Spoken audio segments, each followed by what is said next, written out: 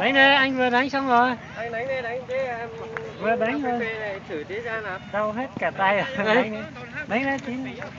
Anh Sinh ơi, làm tí không? Làm tí em làm xong được mà. Cá nhung rút đi tao cao à.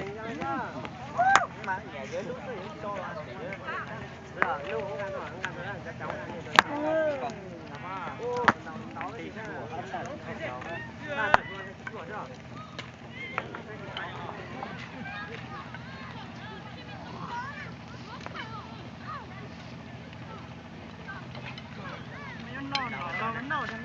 To ha, nhà mua là lưới này, to.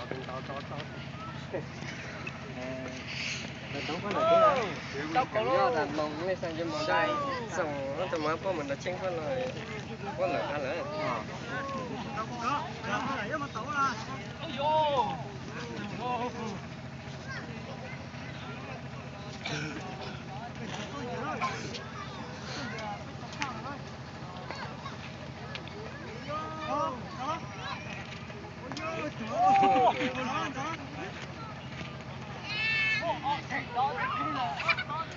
Ôi, dạ, có cho tao lại hết rồi. Đồng bèn ăn đâu? Đúng không? Đó. Đồng bèn cho. Ôi. Đó. Đó là. Đó.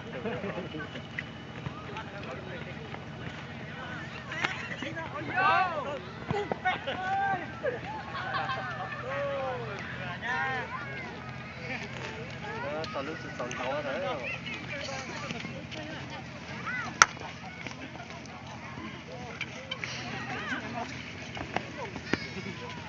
Giang đã hết rồi.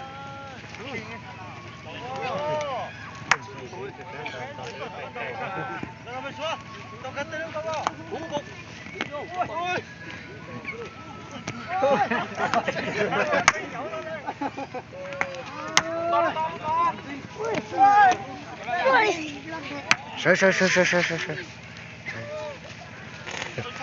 Nó là có cái mảnh cho có cái chỗ là trong tàu kính rồi.